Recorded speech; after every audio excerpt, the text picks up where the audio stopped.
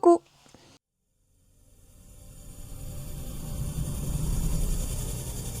Une histoire de sœurs d'amour et de chute, comment les traumatismes d'enfance et la jalousie ont mené à l'impensable.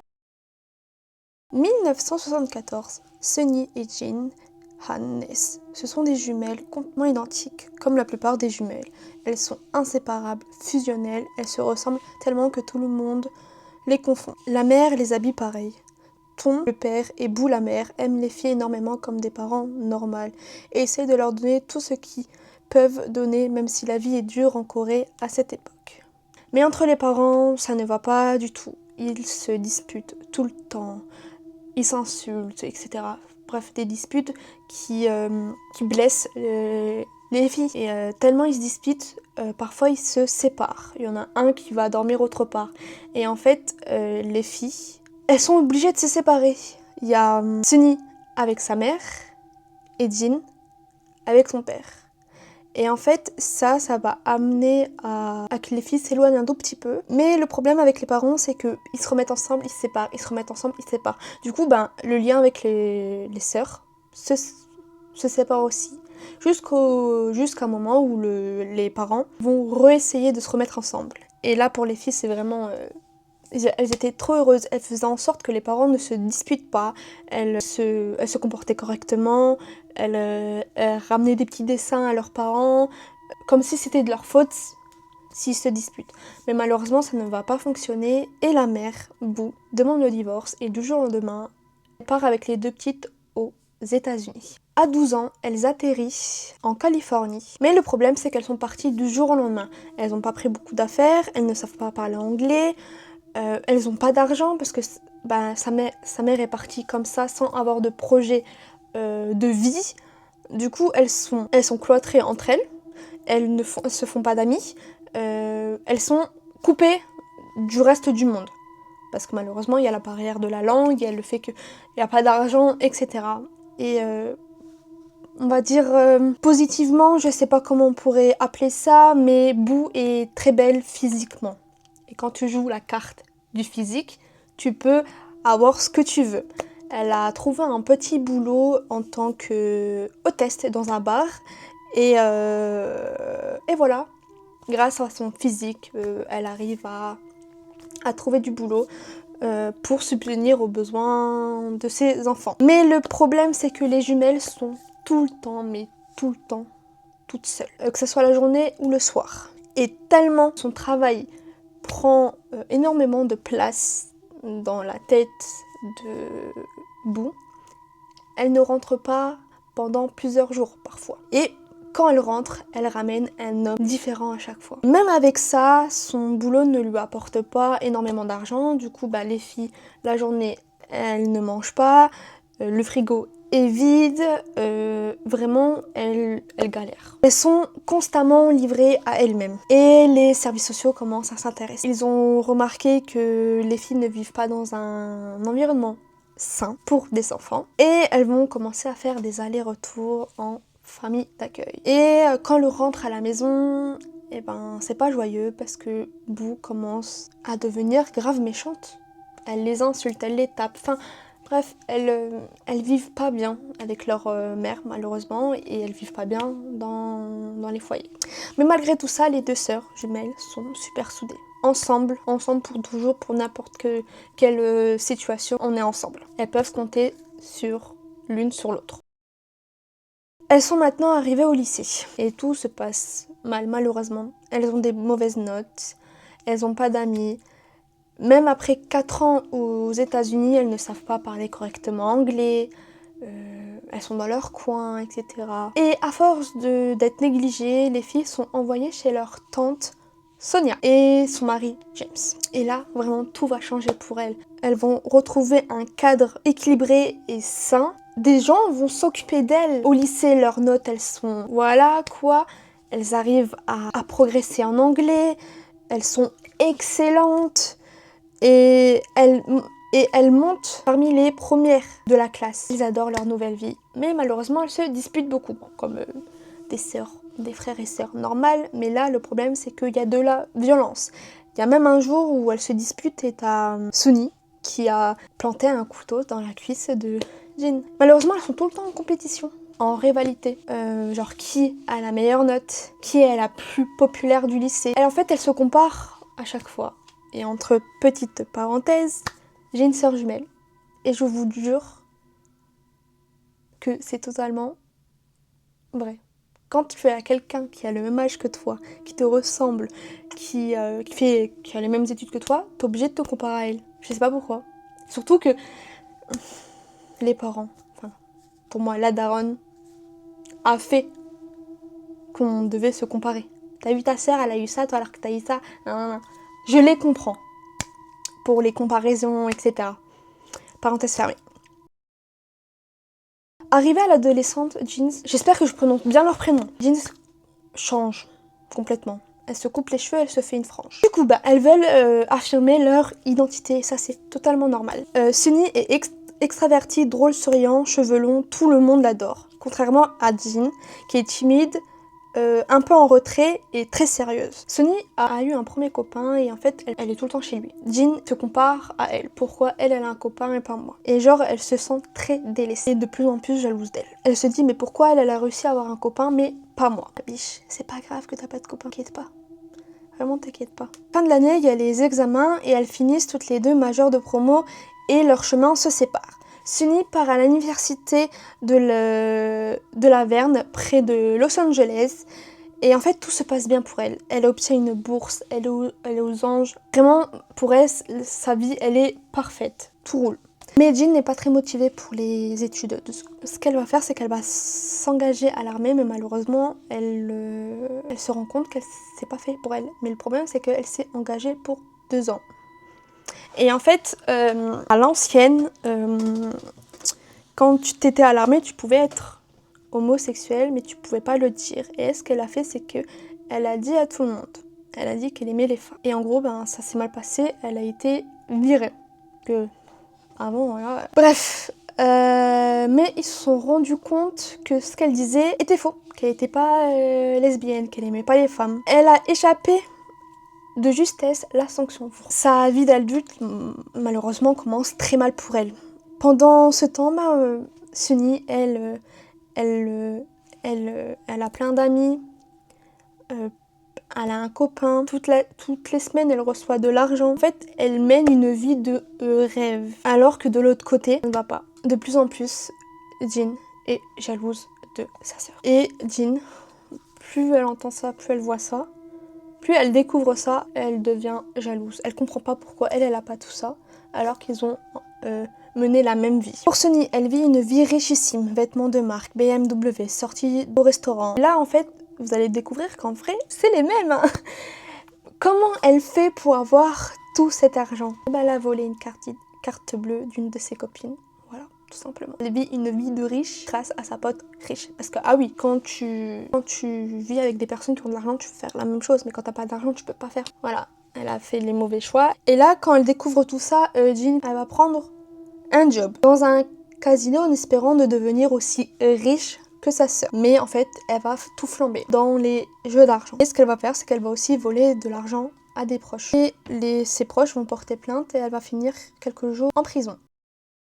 Je sais pas quoi dire. Mais voilà, elle va finir quelques jours en prison et elle va même tenter de se S en prenant beaucoup de somnifères avec de l'alcool. Sa sœur entend ça. Elle va tendre la main à sa sœur et elle va lui dire je vais t'aider. Comme une sœur normale. Elles sont toujours là l'une pour l'autre. Et elles restent meilleures amies malgré tout. Là, nous sommes en 1996. Les deux sœurs emménagent ensemble dans un petit appartement. Au début, c'était trop bien. Elles s'amusaient, elles rigolaient. Et Sunny, elle commence à dévie un peu, elle n'arrive plus à suivre en cours et sa bourse est coupée. Du coup, malheureusement, elle n'a plus de revenus et elle a plus de copains. Son copain l'a quittée, elle a le cœur brisé. Elle est devenue moins populaire, elle est devenue plus nulle, bref, la descente en enfer. Et elle doit maintenant trouver un boulot et elle devient réceptionniste. Les deux sœurs vivent chacune une descente en enfer à leur façon, mais en même temps. Mais rapidement, ça tourne aux engueulades constantes, parfois même aux bagarres. La police débarque plusieurs fois chez elle pour les séparer, etc. Voilà, tellement elles se disputent, elles se bagarrent. Et un jour, ça se passe super mal, il y en a une qui appelle la police et la police arrive. En arrivant, Jin pense qu'elle va se faire arrêter parce qu'elle est recouverte de sang sur son visage, etc. Mais en fait, c'est Sunny qui va se faire arrêter. Et en fait, personne ne comprend pourquoi Sunny va se faire arrêter. Et en fait, il y a un mandat d'arrêt. Parce que la personne qui s'est fait voler sa carte bancaire a porté plainte et ils ont découvert que c'était Sunny qui avait volé la carte bancaire et qui avait dépensé des milliers et des milliers d'euros, de dollars. Et que Sunny doit assumer ses bêtises. Jin se retrouve toute seule dans l'appartement. Et là, le téléphone sonne et c'est Sunny. Et c'est Sunny au téléphone et en fait, je sais pas pourquoi, mais elle s'embrouille. Et en gros, elle lui dit « Dès que je sors de prison, tu quittes l'appartement, je ne veux plus te voir. » Et là, elle va péter un plomb. Jin, c'est qu'elle va prendre la carte d'identité de sa sœur et elle va faire n'importe quoi. Elle va s'acheter plein de trucs, etc. Bref, elle va se faire passer pour sa sœur, pour que c'est sa sœur qui prenne tous les trucs qu'elle a volés, etc. Et au final, et en gros, elle va vivre une belle vie. Et quand Sunny va sortir de prison, elle va découvrir tout ça et elle va balancer sa sœur en disant qu'elle a fraudé. Et c'est au tour de Jin qui va en prison. Voilà, chacun son tour. Voilà. Mais malgré tout ça, elle rend visite à sa sœur. Elle l'appelle 5 fois par semaine, elle est là pour Jin, même si elle est en colère, même si elle sait que c'est sa sœur qui l'a dénoncée, elle s'en fout, elle accepte sa sœur au parloir, elle accepte tout. Et à un moment, il y a Jin qui demande est-ce que, quand je sors de prison, est-ce que tu peux m'accueillir? Et Sunny lui dit non. Non, c'est fini. Je peux t'aider là, mais tu viens pas habiter chez moi, c'est hors de question, c'est fini. Elle se sent trahie, elle se sent blessée, elle se sent vraiment trahie quoi. Et elle pensait que sa sœur allait l'accueillir quand elle va sortir de prison, mais non. Et en gros, elle va s'échapper de prison. Un soir, elle va s'échapper de prison. Elle n'est pas totalement en prison, elle est en semi-prison. La journée, elle travaille, mais le soir, elle a l'obligation de rentrer. Et elle ne l'a pas fait, elle n'est pas rentrée, elle s'est échappée. Elle va partir en Californie, elle trouve un refuge dans un squat block, un endroit un peu crade qui accueille des gens et des passages cachettes parfaites pour elle. Et là, il y a un plan qui est en train de se construire dans sa tête et elle cherche une personne pour un boulot spécial, mais très dangereux. Elle cherche quelqu'un pour tuer sa sœur. Elle va trouver 2 adolescents prêts pour les aider, mais je vais vous dire après, pour 100 $ chacun. Et en fait, ces 2 personnes-là, c'est Archie Brian et Jonathan Seyara, 18 et 16 ans. Jin a rencontré Archie au squat. C'est un garçon avec un bon fond, mais son parcours est très compliqué. Il a grandi dans un environnement où il n'y avait que du crack. Ses parents consommaient, lui parfois. Et il a été baigné dans ce domaine-là. Il vivait dans des motels avec son père très violent. Il a eu une enfance très difficile. Mais pourtant, malgré tout ça, il était bon à l'école et excellent en athlétisme. Son meilleur ami Jonathan, lui, il est d'origine laotienne, ils sont inséparables. Et en gros, je vous explique le début, comment ils sont amenés à faire ce que Jin leur a demandé. Mais, comment vous expliquer? Mais, en gros, elle a tout fait ça en zoom. Ils sont vraiment pas au courant de ce qu'ils vont faire. En gros, un matin, ils se réveillent et sont grave en retard. Ils demandent à Jin de les ramener au lycée. Et ce qu'elle va faire, Jin, c'est qu'elle va dire « Je vous donne 100 $ chacun. Et est-ce que vous pouvez m'aider à aller récupérer des affaires chez ma sœur ?» Et en fait, elle habite dans un petit quartier où il y a des fusillettes, etc. Je ne veux pas aller toute seule parce que j'ai super peur. Et c'est à 1h30 d'ici. Et les garçons, comme ils sont en manque d'argent, etc., ils acceptent. Pour eux, c'était juste aller aider une femme à récupérer ses affaires. Ils font la route, etc. Ils font une pause, ils mangent, etc. Pendant le trajet, elle va leur dire qu'elle s'est déjà fait agresser par un gang asiatique, que sa sœur est très mauvaise, qu'elle a des mauvaises fréquentations. En gros, elle raconte n'importe quoi pour salir sa sœur. Et elle leur dit, en gros, soyez prêts au cas où. Et en s'arrêtant dans un petit magasin, elle va acheter des gants, sacs plastiques, du scotch, des produits pour nettoyer la surface. En fait, elle achète tout ce qu'il faut pour tuer quelqu'un. Et les garçons lui posent la question, mais pourquoi tu achètes tout ça? Et elle lui dit, mais c'est au cas où. Ils arrivent à 13h, devant chez sa sœur. Ce qu'elle va faire en premier, c'est qu'elle va rentrer, elle va se faire passer pour Sunny et elle va dire oui au concierge, elle va dire oui, j'ai oublié mes clés, est-ce que vous pouvez me passer double des clés? Et le concierge a dit en fait, je vous accompagne, je vous emmène devant chez vous et je vous ouvre la porte. Et en fait non, parce que chez Sunny, il y a Sunny. Du coup, ce plan-là est fichu. Là, en arrivant dans la voiture, elle va sortir un pistolet et les garçons vont lui dire mais en fait, qu'est-ce que tu fais? Pourquoi t'as un pistolet? Et en gros, elle va dire voilà, vous êtes là pour tuer ma soeur. Et les garçons ils ont dit mais c'est hors de question, nous c'était pour récupérer des affaires, nous on va tuer personne. Hein. Et en gros, elle va dire bah si, vous allez tuer ma soeur. Et en fait, ils ont eu peur. Déjà, ils sont à 1h30 de chez eux. La seule personne qui peut les ramener, c'est elle, et elle est complètement tarée. Du coup, ce qu'ils vont faire, et surtout qu'elle a un pistolet, ce qu'ils vont faire, c'est qu'ils vont faire genre, ok, on va faire ça, mais ils vont se dire entre eux, on fait ça, mais on va pas tuer la sœur. C'est hors de question. Bref, y en a un qui va monter, qui va faire genre qu'ils ont des magazines, pour vendre des magazines, ils vont sonner chez Sunny.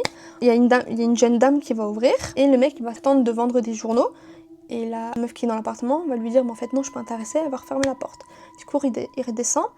Lui, il va lui dire ouais, en gros, j'ai vu une meuf, mais je sais pas si c'est ta sœur. Elle va lui dire est-ce qu'elle me ressemble? Et lui, il dit mais en fait, je sais pas. Elle va dire bah tu remontes avec ton pote et tu recommences. Tu fais les choses. Et en gros, il remonte avec son pote, il ressonne et la meuf, elle pète un plomb. Elle dit oui, mais je vous ai dit non, etc. Je veux pas vos journaux. Et là, ça va partir en couille. Ils vont pousser la meuf, et la meuf c'est la colocataire de Sunny. Sunny n'est pas dans le salon. Elle s'appelle Hélène, ils vont attacher les mains d'Hélène, ils vont la bâillonner avec du scotch. En fait, en bâillonnant, en mettant du scotch sur la bouche, ils vont entendre qu'il y a quelqu'un dans la salle de bain. Jonathan va aller dans la salle de bain, en ouvrant la salle de bain, elle a vu Sunny au téléphone. Il lui dit mais en fait qu'est-ce que tu fais? Et en gros elle lui dit oh non en fait j'étais avec un pote, et elle va éteindre son téléphone. Et en vrai elle était au téléphone avec le 911. Et en gros elle pensait que Hélène était en train de se faire V par des cambrioleurs. Du coup, la police est prévenue. Ce qu'ils vont faire, c'est qu'ils vont prendre Sunny, ils vont l'attacher, et t'as Jonathan qui va dire à son pote va appeler Jean, dis-lui que j'ai sa sœur, etc. Et c'est elle qui termine le boulot. Et là, elle se rend compte qu'en fait, sa sœur est là et elle va la tuer. Jonathan, il reste dans l'appartement et son pote, il descend chercher Jean. Et là, il y a la police qui arrive. Un des policiers arrive vers la voiture de Jean et lui dit mais en fait, qu'est-ce que vous faites? Qu'est-ce que vous foutez là? Et un ton super calme, etc. Elle lui dit oh mais en fait moi j'habite dans l'appartement, etc. J'allais partir. Elle s'est fait passer pour Sunny. Et le policier va la croire, il va les laisser partir. Du coup il y a le pote de Jonathan, que je ne sais plus comment il s'appelle, et Jean, qui partent, qui fuguent. Et en gros, quand la police arrive, on va voir Sunny et Hélène attachées, ligotées, tout ce que vous voulez, avec Jonathan. Jonathan va se faire arrêter et Sunny va dire qu'en fait, en gros, c'est sa sœur qui a tout préparé, etc. Et que Jonathan va confirmer cette hypothèse-là. Jean va voler une voiture parce qu'elle se dit là, c'est hors des questions. On est en cavale et c'est hors des questions qu'elle garde cette voiture-là. Du coup, ce qu'ils vont faire, c'est qu'ils vont prendre une carte de crédit de sa sœur et ils vont louer une voiture. Voilà. Et en fait, ils voulaient s'enfuir et aller à l'aéroport et partir, en fait. Mais la police a réussi à les arrêter à l'aéroport grâce à la voiture de location. Et en gros, Jean va se faire arrêter, va aller en prison. Elle avait le droit à un appel. Et en fait, c'est un truc de malade, c'est qu'elle va appeler sa sœur. Et en gros, sa sœur va lui dire, mais en fait, je suis grave choquée. Pourquoi t'as voulu me tuer? Je préfère mourir que rester vivante en ayant ça dans ma tête, que ma propre sœur jumelle a voulu me tuer. Et Sunny lui a dit, j'espère qu'ils vont réussir à te soigner. Et j'espère que tu vas faire beaucoup de prison. Parce que t'en as vraiment besoin. Faut qu'on te mette dans le droit chemin. 1997, le procès a eu lieu pour la première fois et les jumelles ne se ressemblent pas du tout. Jean a une tenue de prison, l'air déprimé, les yeux baissés. Sunny est rayonnante en robe à la mode, maquillée, coiffée. Et en fait, ce qui est choquant, c'est que Jean a dit à Sunny que c'était pas elle qui avait organisé tout ça, que c'était les garçons. Et comme elle avait peur, elle les a suivis. Pendant son jugement, pendant le procès, Sunny a défendu sa sœur tout le temps. Ma sœur n'a jamais fait ça, c'est pas de sa faute, c'est la faute des garçons. Si quelqu'un doit être jalouse, c'est moi. Moi, je suis jalouse de ma sœur parce que elle est intelligente, elle est belle, etc. Bref, elle se descend pour que sa sœur soit bien représentée. Pendant tout ce procès, les regards sont braqués sur les jumelles. Mais les garçons, eux, ils sont mis de côté, on n'aurait rien à faire d'eux. Les stars, c'est les jumelles. La sœur Maléfique et la sœur Angélique. Tout le monde est devant leur télé, tout le monde suit cette histoire, etc. parce que c'est un truc de malade pour eux. Arrivé au 3e jour de procès, Sunny arrive très en retard. Elle manque de tomber 3 fois. Elle ne tient pas debout, elle ne regarde pas une seule fois sa sœur, elle ne sourit pas, etc. Et même Jin ne la regarde pas. Bref, c'est assez bizarre ce 3e jour. Le juge va lui poser la question, pourquoi t'es comme ça? Et elle va avouer qu'elle a pris 20 somnifères avec de l'alcool pour essayer de se S, parce qu'en fait, elle en a marre de toute cette situation-là. Elle s'est fait quitter par son copain, elle s'est disputée avec sa mère, et sa sœur a voulu la tuer. Elle en a marre. Et elle veut pas que sa sœur aille en prison. Emmenée à l'hôpital, elle va passer 3 jours à l'hôpital, et après ces 3 jours-là, elle va revenir au procès pour témoigner. Le verdict tombe. Jin est condamnée à 26 ans de prison. Et là, c'est gros choc pour elle et pour Sunny. C'est le gros choc pour les sœurs jumelles. Concernant Jonathan, il a pris 8 ans de prison et 4 mois. Archie, 16 ans. Jin sort finalement en 2018. Après 20 ans de prison, elle a pu être libérée grâce à une lettre de soutien à Sunny. Cette histoire a souvent été présentée comme celle de la mauvaise sœur contre la bonne sœur, la jumelle jalouse face à la jumelle parfaite, mais la réalité est bien plus compliquée. 2 enfants marqués par l'abandon, la violence, la pauvreté, une compétition permanente pour être aimé. Une vie construite sur des blessures qui n'ont jamais vraiment guéri. Parfois les monstres qu'on montre du doigt, c'est aussi des personnes qui ont été brisées très tôt. Et s'il y a une chose à retenir de cette histoire, c'est que la jalousie et la comparaison peuvent détruire même les liens les plus forts. Voilà, j'espère que cette vidéo vous aura plu. Dites-le moi en commentaire. Allez me suivre sur les autres réseaux sociaux. Activez la cloche. Je vous fais des gros bisous et je vous dis à la prochaine. Bisous.